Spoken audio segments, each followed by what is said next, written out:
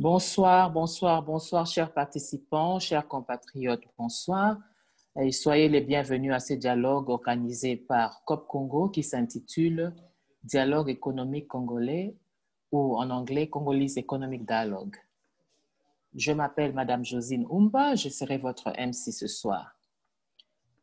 Il est à noter que ce dialogue se déroulera en français et en anglais. Les autres langues nationales sont aussi permises. Sentez-vous donc libre de vous exprimer dans la langue de votre préférence. Une petite mise au point. Pendant les différentes présentations, veuillez couper le son de votre micro et ne le réactivez que quand vous prenez la parole. Levez votre main avant de prendre la parole.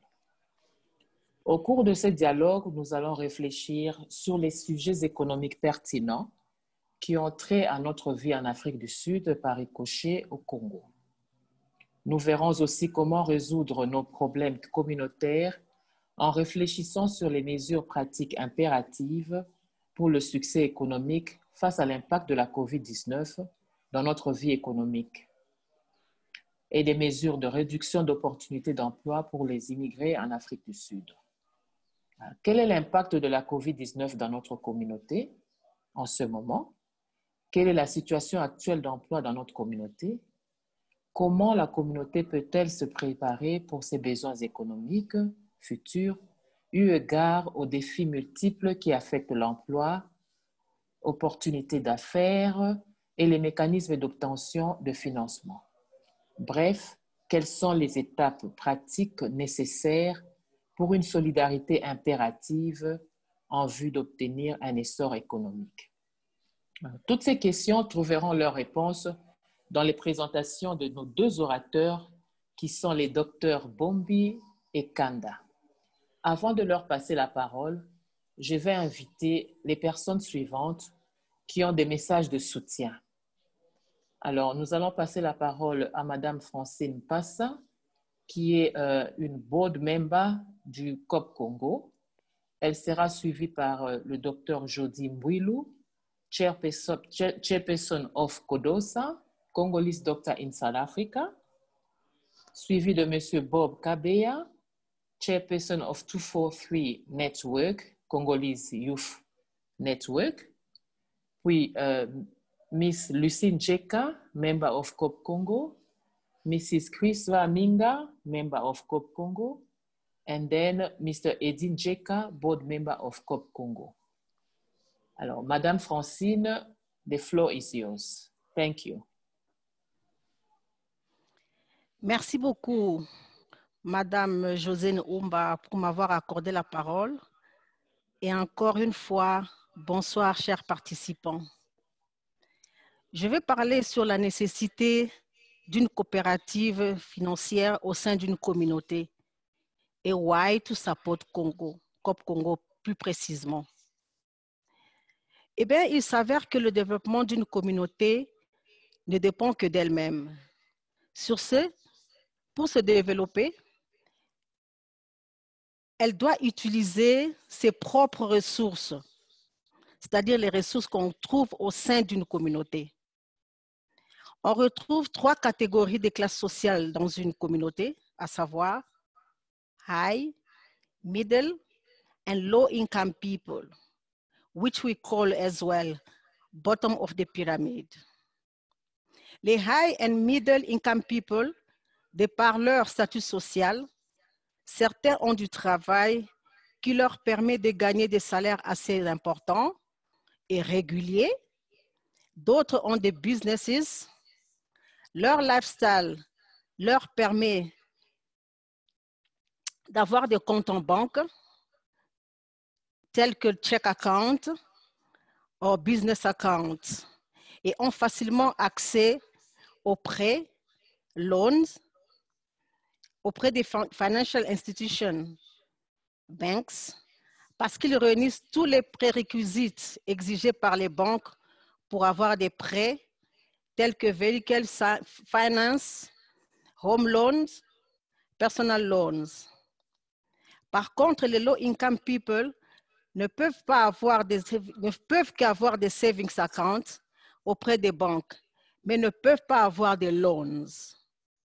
Nous voyons que les banques n'ont pas fait une provision pour cette classe sociale d'avoir des loans, faute de collaterals. Les banques utilisent l'argent des rails, middle et même les savings des low-income people pour n'octroyer des prêts qu'aux deux premières catégories de personnes. Voilà pourquoi il y a existence des microfinance institutions and cooperatives pour assister les low-income people à avoir des loans à des faibles montants, sans collatéral, afin de s'engager à des activités productives et se développer dans leur propre communauté. Pour ne parler que des coopératives, elles stabilisent les communautés parce que ce sont des community-based businesses, donc ce sont des piliers qui distribuent, utilisent et multiplient l'expertise et capital locaux au sein de la communauté elle-même. Les coopératives sont dirigées par ses membres, c'est-à-dire ils sont owners de cette coopérative et décident de ce qu'ils veulent faire de leur propre argent et les bénéfices sont distribués à tous les membres. En effet, telle est la raison d'être de COP Congo, la coopérative pour les Congolais en Afrique du Sud et australe et dans le monde. Let us support COP Congo. Et pour un mot de fin, je voudrais dire ceci. COP Congo, c'est notre business, c'est notre affaire. COP Congo, il y a Bisomoko. COP Congo, Dibetu Mosi. COP Congo, John Shida Yetu. COP Congo, Boalou Bouetu. Je vous remercie. Merci beaucoup, Madame Francine, pour votre intervention. Nous allons passer la parole. Je vois que le docteur Jody Mbouilou n'est pas encore là. Est-ce que le monsieur Bob Kabeya, chairperson of 243 Network, oui, est-ce que vous pouvez prendre la parole, s'il vous plaît? Bien, chers compatriotes, chers collègues, je vous salue. À chaque génération, il y a une responsabilité. En 1960, nos pères et nos grands-pères ont eu la responsabilité qu'ils ont menée jusqu'à la fin, celle de nous arracher l'indépendance. Nous vivons dans un pays indépendant qui, dans les 60 dernières années, s'est recherché pour atteindre cette maturité de la démocratie. Notre génération, celle des 2020, avec nous tous qui sommes aujourd'hui réunis dans ce forum, avons une autre responsabilité, celle de préparer le terrain pour que pendant notre espace de vie, nous puissions devenir une puissance économique. Notre communauté nationale, la communauté congolaise, à l'intérieur du pays comme à l'extérieur du pays, devra devenir une puissance économique. En effet, après les indépendances, notre pays s'est retrouvé dans le monde non seulement des libertés, mais dans un monde où le capitalisme était dominant. Et dans le capitalisme, nous le savons, c'est le capital, l'argent, qui est la locomotive de tout développement et de bien-être individuel, mais aussi du bien-être communautaire. Et pendant 60 ans, les épargnes des Congolais, les transactions bancaires des Congolais étaient gérées par d'autres communautés. Nous n'avons pas eu la chance jusqu'à présent à avoir une banque où nous pouvons nous-mêmes nous retrouver non seulement responsables, mais aussi actionnaires. avec ce temps qui s'est écoulé, nous pouvons déclarer que nous sommes en retard, que nous avons accumulé un retard dans notre entrée dans le monde économique. Notre communauté, en effet, doit entrer dans le monde économique. Et notre entrée ne doit pas se faire de manière arithmétique. Nous devons faire une entrée exponentielle.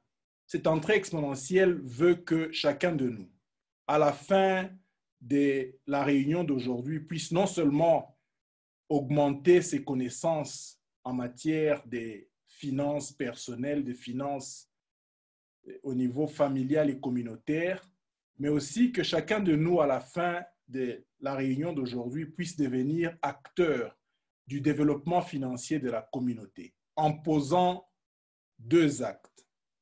Premièrement, nous devons à la fin ici, chacun de nous adhérer et participer aux actions de COP Congo. Nous devons ensuite poser l'acte ultime qui nous aidera à faire le développement exponentiel.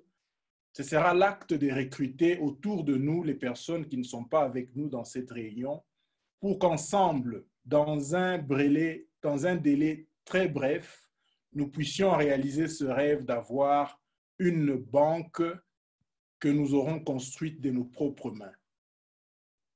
En effet, la banque sera au milieu et au départ de tous les autres projets que nous pourrons imaginer. Comme la sagesse nous le dit, c'est important que nous puissions, dans notre communauté, avoir toutes les intelligences qu'il faut. Non seulement la banque, mais il nous faudra, à travers la banque et les projets qui vont suivre, avoir nos propres fermiers, nos propres médecins, nos propres banquiers. Je vous remercie pour votre attention et je vous souhaite une très bonne réunion. Et surtout, n'oubliez pas, à la fin de cette réunion, informez-vous pour que nous puissions poser les 2 actes ultimes de devenir actionnaire à COP Congo, mais aussi d'inviter et de recruter davantage de nos compatriotes. Merci beaucoup. Merci beaucoup, Monsieur Bob. Monsieur Bob Kabeya. Bonjour, bonsoir, bonsoir à tous. Merci d'avoir donné l'opportunité de pouvoir être présent et invité dans cette réunion qui est très importante pour ce que l'on a comme challenge dans notre communauté. Et par rapport à cela, j'ai eu à avoir plusieurs conversations avec le docteur Marc en essayant d'accentuer l'importance des institutions financières dans notre communauté. Et certains exemples que l'on pourrait donner, surtout pour ceux qui sont encore jeunes dans notre communauté, l'on se retrouve avec des challenges un peu plus différents que ceux qui sont peut-être arrivés en Afrique du Sud bien avant nous ont eu à rencontrer. Le climat d'emploi a totalement changé. L'accès au financement a totalement changé. Et puis, même l'accès à des documents en bon terme devient de plus en plus difficile parce que ce n'est pas nécessairement tout le monde qui est en mesure d'être un détenteur de critical skills comme un exemple.